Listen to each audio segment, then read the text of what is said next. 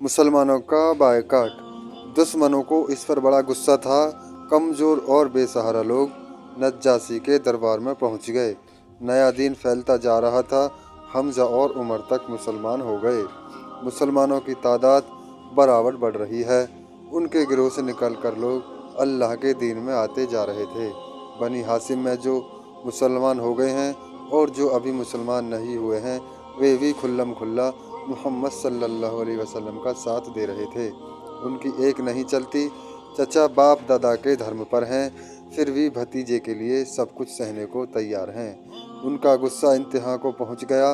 बनी हाशिम का बाइकाट कर दिया जाए। पूरा बाइकाट, न उनको लड़कियां दी जाएं और न उनकी लड़कियां ली जाएं।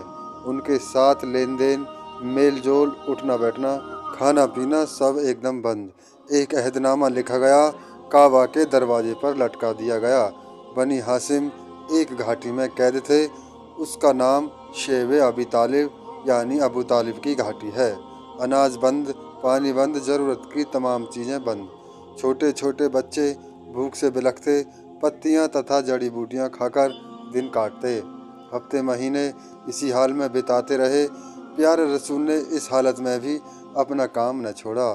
कड़ी आजमाइश थी जिसमें पूरा खानदान पड़ा हुआ था, लेकिन वे अपनी जगह पर अटल थे। उनकी एक ही धुन थी, घाटी से बाहर आते दीन फैलाते, लोगों से कहते फिरते कि इन बेबस मूर्तियों के आगे सिर न झुकाओ। इबादत के काबिल तो सिर्फ अल्लाह है, उसका कोई साझे नहीं। मैं उसका बंदा और रसूल हूँ। 2 साल से ज़्यादा इसी हालत में बीत गए। इतने दिन औरतों और बच्चों ने, बूढ़े और जवानों ने वह तकलीफ़ें सही कि खुदा की पनाह। काफिर समझते थे इस बायकाट से बनी हाशिम का हौसला पस्त हो जाएगा। वे प्यारे रसूल का साथ छोड़ देंगे, फिर आप उनका साथ छूटने के डर से मूर्तियों की बुराई छोड़ देंगे। वह पुकार जिससे उनके दिल कांपते थे, मक्का की पहाड़ियों में न गूंजेंगी। लेकिन यह कुछ न हुआ। आपने अपना काम धीमा न किया, बल्कि रफ्तार तेज होती गई।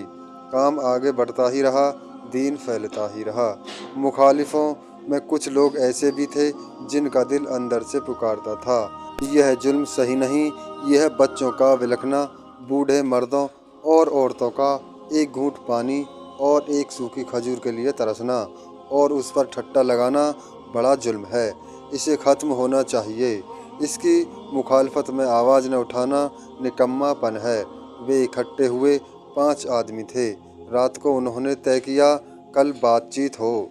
उस जालिमाना अहदनामा के टुकड़े उड़ा दिए जाएं जो काबा के द्वार पर लटक रहा है। बाइकाट खत्म हो, सवेरा हुआ। काबा में काफिर इकट्ठे थे। उनमें से एक ने बातचीत शुरू की, हम खाते पीते हैं और बनी हाशिम भूखे मर रहे हैं।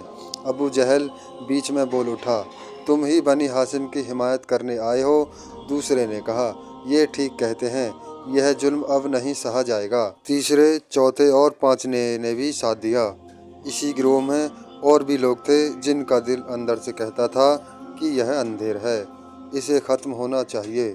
प्यारे रसूल की सच्चाई, नेकी और अल्लाह की राह में दुख झेलना, आपकी इन खूबियों से दुश्मन भी असर लिए बिना नहीं रह सकते थे। अब चारों ओर से लोग पुकारने लगे, अहदनामे को फाड़ डालो, बाइकाट खत्म हो, अल्लाह का करना।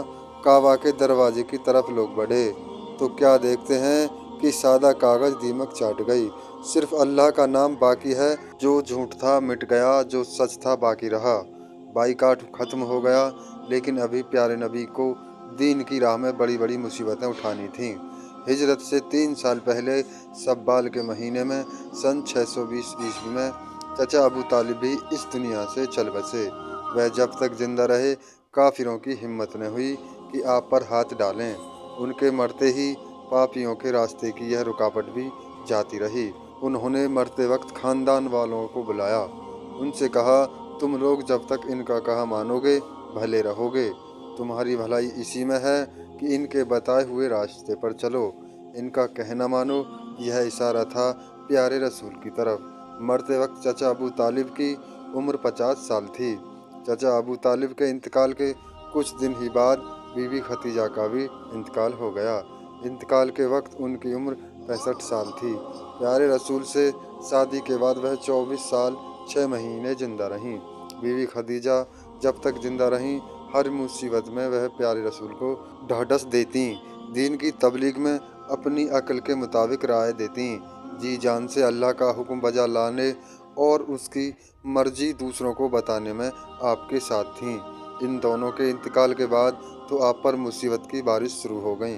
नौबत यहाँ तक पहुँची कि आप जब नमाज पढ़ाते तो जालिम आपके सिर पर मिट्टी डाल देते या जानवर की ओज, और इस तरह अपने लिए दोजख की आग का इंतजाम करते, और कम अक्ल ऐसे की इन हरकतों पर खुश होते।